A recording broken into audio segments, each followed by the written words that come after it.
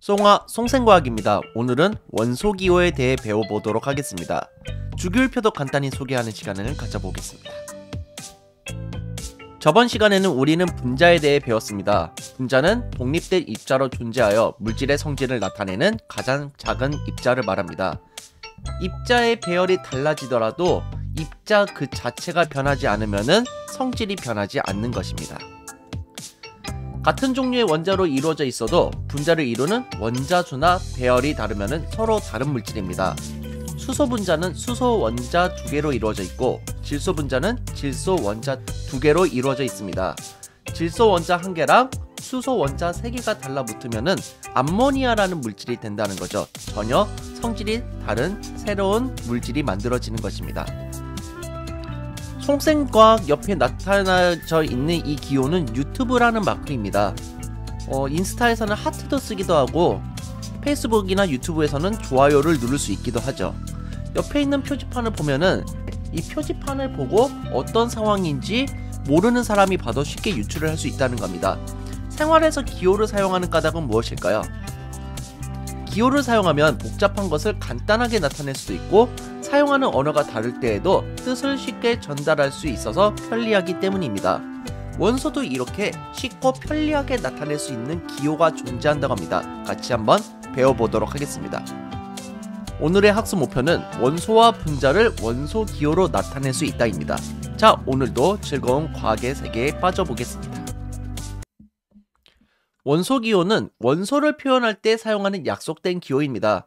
제가 중간중간에 영어로 소개를 시켜드렸을 텐데 이런 것들이 다 원소 기호라고 보면 되겠습니다.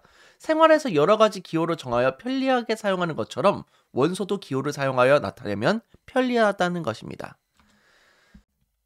원소 기호는 과거부터 현재까지 변해왔으며 세계 공통으로 약속된 기호를 사용합니다. 제가 만약에 외국에 가가지고 이거 구리예요, 이거 금이에요 이렇게 말하면 못 알아듣는다라는 거죠. 그래서 CU, AU 이런 식으로 사용을 한다는 겁니다. 옛날에 중세에는 연금술사라는 과학 집단이 있었습니다. 여기서는 이제 이런 식으로 그림으로 표현을 했었고요. 돌톤은 이런 식으로 표현했었습니다. 현대 원소 기호 작성 방법을 고안한 사람이 베르셀리우스인데 베르셀리우스는 이런 식으로 영어를 이용하여 표현하고 있습니다. 원소 기호의 변천 과정도 알아두셔야 되는데 중세의 연금술사로부터 시작해서 돌턴, 베르셀리우스를 거쳐서 완성이 되었습니다. 하나하나씩 살펴보도록 하겠습니다. 연금술사가 활동하던 중세 시대에 사용했던 이런 원소 기호입니다. 그림으로 나타내져 있는데 정확히 뭘 의미하는지 잘 모르시겠죠. 그 당시에는 발견된 원소의 수가 많지 않았기 때문에 이렇게 그림을 그리고 약속을 해도 서로 알아들을 수 있었지만 점점 원소의 개수가 많아지게 되었다라는 거죠. 돌턴은 원안의 알파벳이나 다른 표시를 덧붙여서 원소를 구별하였습니다. 그래서 골드라고 적어놓고 겉에 이렇게 짝대기를 그어 놓는다든지 S, I, 수는 그림으로 표현했죠. 알파벳이나 다른 표시를 덧붙여서 원소를 구별하였다라는 겁니다.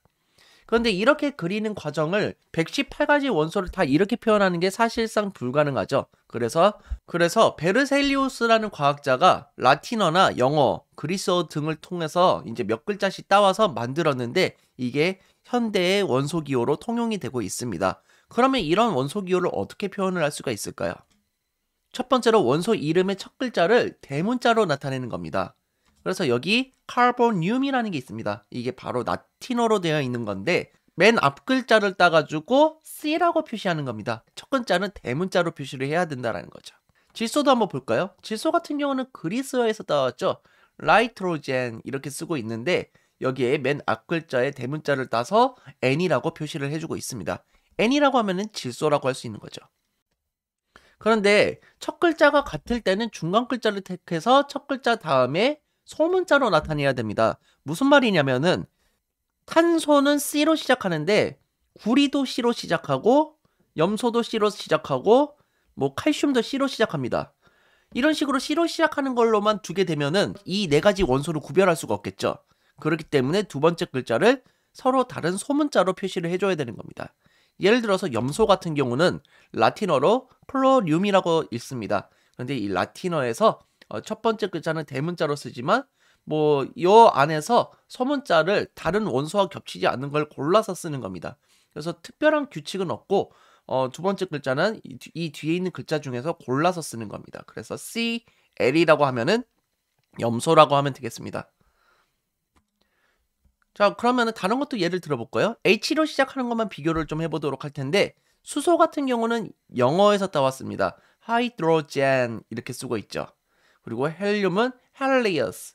네, 그리스어에서 따오는데 첫 번째 글자는 대문자, 두 번째 글자는 소문자로 따서 쓰고 있습니다. 수는 하이드로짐이라고 있는 것 같은데 H랑 G를 따서 이렇게 HG라고 표시하는 겁니다. 그래서 수소는 대문자 하나만 적으면 되죠. H, 헬륨은 HE, 수는 HG 이렇게 표시를 하고 있습니다. 자, 여기 있는 건 동학교과서에서 나오는 원소기호입니다. 뭐 미래인이라든지 비상교과서, 천재교과서 이런 데서도 당연히 그 교과서에서 나오는 원소기호가 있을 겁니다. 그것들은 다 암기를 하시는 게 좋습니다. 저는 동학교과서를 기준으로 설명한다는 점을 알려드리겠습니다. 자, 수소 같은 경우는 H입니다. 헬륨 같은 경우는 HE입니다. 그래서 원소 이름이 영어 발음으로 되어 있는 경우에는 보통 이렇게 이 영어 발음을 따라가서 적는 경우가 많습니다. 그래서 헤헤헤헤 헬륨 이렇게 보시면 되고요. 탄소는 C입니다. 그리고 질소는 N입니다. 라이트로젠. 산소는 옥시전. 예, O를 따서 쓰고 있습니다. 아연은 징크죠. ZN을 따라서 쓰고 있습니다. ZN을 보면은 아연이라고 생각하면 됩니다. 아이오딘은 I입니다. 아이오딘 이렇게 보시면 되고요. 나트륨을 NA라고 적습니다. 그런데 다른 말로 소듐이라고도 합니다. 그래서 화학학회에서 소듐으로 개정이 됐습니다. 그래서 지금 현재는 나트륨, 소듐 둘 다 쓰고 있습니다. 리튬 같은 경우는 LI입니다. 리튬 이렇게 기억하시면 되겠고요. 플루오린은 F입니다. 그래서 옛날에 불소로도 불렸던 거가 바로 이 F입니다. 염소는 CL입니다. 그래서 여러분 지금은 잘 아실지 모르겠는데 가수 CL이 염소처럼 부르지 않잖아요. 그러니까 CL입니다. 네. 구리는 CU인데요. 여러분 그 동전 10원짜리 동전인데 옛날 10원짜리 동전에는 구리가 좀 들어갔었거든요. 10원짜리 동전 색깔이 구리지 않나요? 그래서 구리입니다. 좀 이상하다 하더라도 넘어가도록 하고요. 황 같은 경우는 S입니다. S. 그리고 납은 PB라고 생각하시면 되겠습니다. PB. 은은 HE입니다. 에구 왜 이렇게 은이 비싸? 이렇게 생각하면 됩니다. 자매품으로 에유 왜 이렇게 금이 비싸?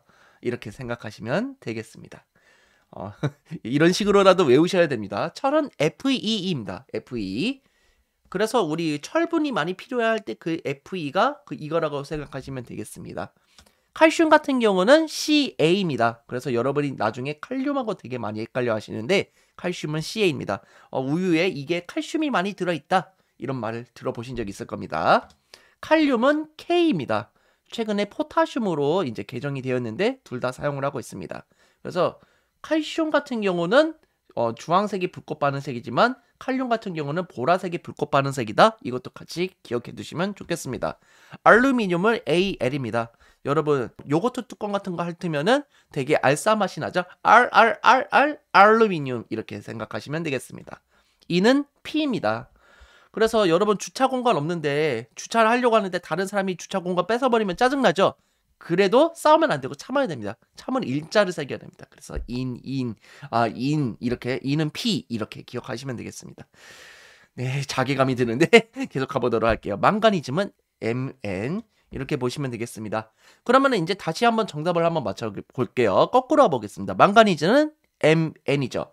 인은 P, 알루미늄은 AL, 칼륨은 K, 칼슘은 CA, 철은 FE, 은은 AG, 납은 PB, 황은 S, 구리는 CU, 염소는 CL, 플루오린은 F, 리튬은 LI, 나트륨은 Na, 소듐이라고 해도 알아야 되는 겁니다. 아이오딘은 I, 아연은 ZN, 산소는 O, 질소는 N, 탄소는 C, 헬륨은 HE, 수소는 H 이런 식으로 꼭 기억을 해 두시기 바랍니다.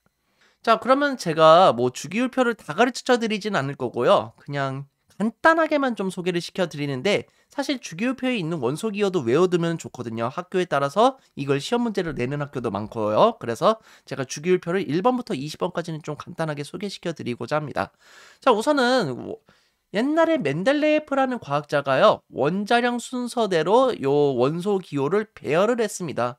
그런데 뭐 니켈과 코발트가 약간 뭔가 잘 들어봤지 않는다, 뭐 이런 것들이 발견이 됐는데, 나중에 모즐리라는 과학자가 주기율표를 원자 번호 순서로 배열을 하게 되었고, 이거를 점점 개정을 거쳐가면서 현대의 주기율표가 만들어졌다라는 겁니다. 그래서 지금 현재까지는 118가지의 원소가 발견이 되고 있습니다. 그러면은 이거를 다 외우라고 할 수는 없고, 이 중에 우리가 20번까지 한번 외워보도록 할 텐데요. 이 주기율표는요, 정말 완벽하다고 볼 수도 있겠습니다. 그래서 이 주기율표는 원자 번호 순으로 배열이 되어 있고요. 여러분이 나중에 원자 번호를 좀 기억하면 좋은 게, 이 원자 번호가 나타내는 게 원자 핵의 전하량입니다. 그래서 원자로 되어 있을 때 전자의 개수도 유추할 수 있는 거죠. 예를 들어서 3번 리튬을 보게 되면요, 원자핵의 전하량이 플러스 3이고요. 원자일 때 그 중성이어야 되잖아요. 전자의 개수가 3개라는 걸 알 수 있습니다. 예를 들어서 칼륨이라고 해볼까요? 칼륨 같은 경우는 원자핵의 전하량이 플러스 19고 전자를 19개를 가지고 있습니다. 원자일 때 말이죠. 화학적 성질이 비슷한 원소를 세로줄에 배열을 해놓은 겁니다. 그래서 이렇게 세로줄은 족이고요, 가로줄은 죽입니다. 무슨 말이냐면은 세로줄은 이렇게 족이다, 그리고 가로줄은 이렇게 죽이다라는 겁니다.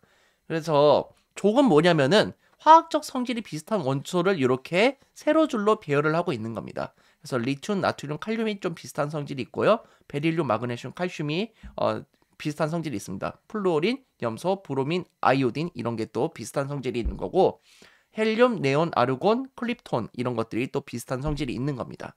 자, 그러면 주기는 무슨 말일까요? 주기는 제가 간단하게만 설명을 해드리고 자세한 건 고등학교 때 배우시면 되는데요.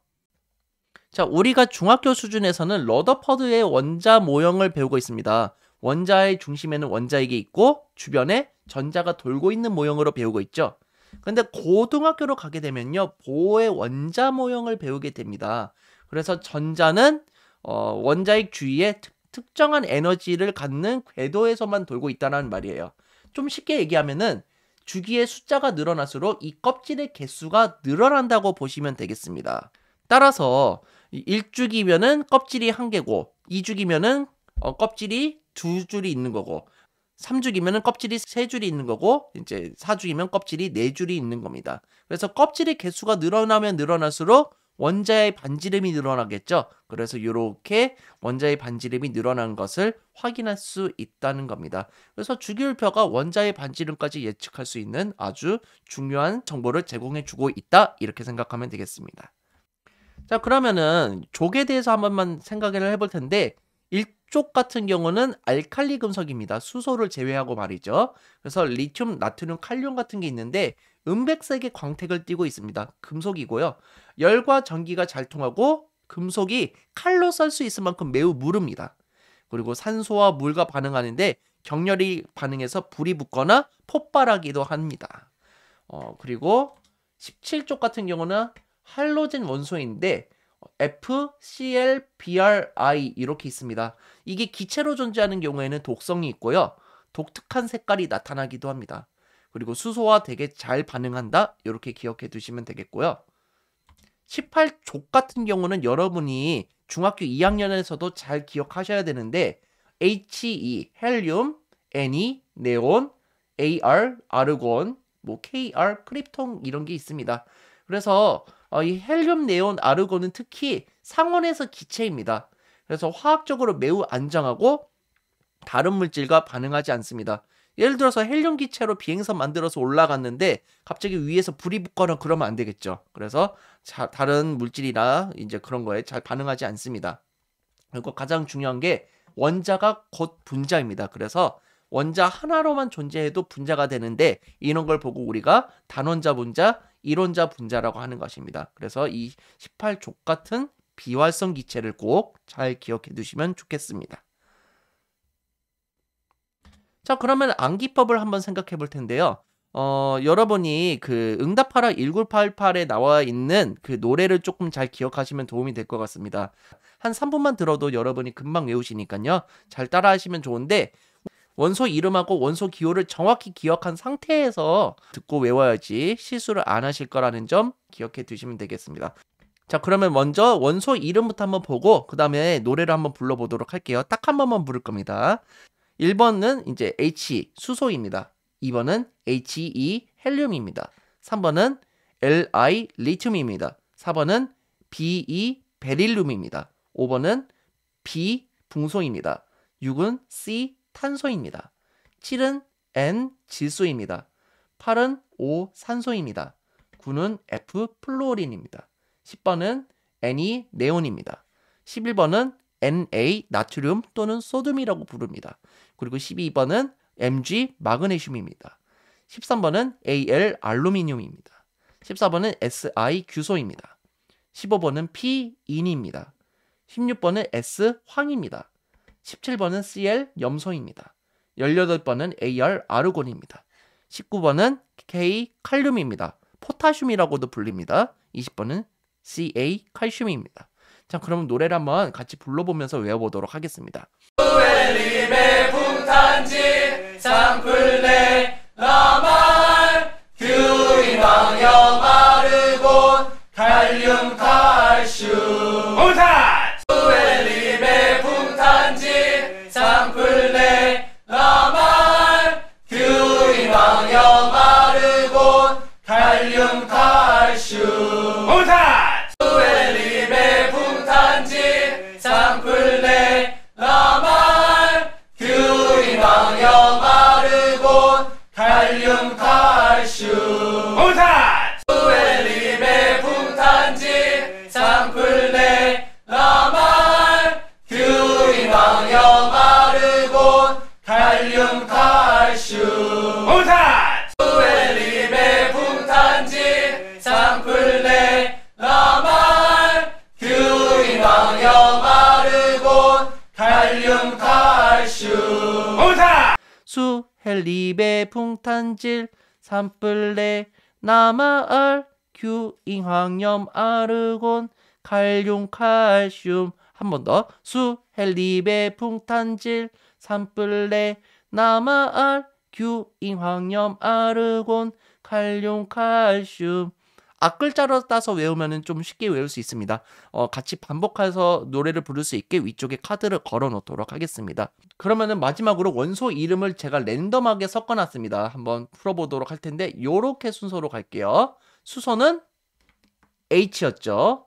알루미늄은 Al, 헬륨은 He, 칼슘은 Ca였죠. K랑 헷갈리면 안 된다고 했습니다. 탄소는 그렇죠. C, 철은 Fe, 좋아요. 질소는 N, 염소는 Cl, 산소는 O였죠. 칼륨은 K, 나트륨은 그렇죠. Na, 소듐이라고도 한다고 했습니다. 구리는 Cu, 왜 이렇게 구려? 막 이렇게 했었죠. 마그네슘은 Mg입니다. Mg, 마그, Mg, 네온은 네온, Ne라고 보시면 되겠습니다. 자, 고생하셨고요. 다음 시간에는 이런 원소기호가 여기에서도 보이고 있죠. 이렇게 표현한 걸 보고 우리는 화학식이라고 합니다. 이 화학식이 어떻게 작성되는지 그리고 분자식은 또 어떻게 표현이 되고 있는지 한번 같이 확인해 보도록 하겠습니다. 자, 이 영상이 즐거우셨으면 좋아요, 구독하기 부탁드리겠습니다. 여러분 감사합니다. 송바.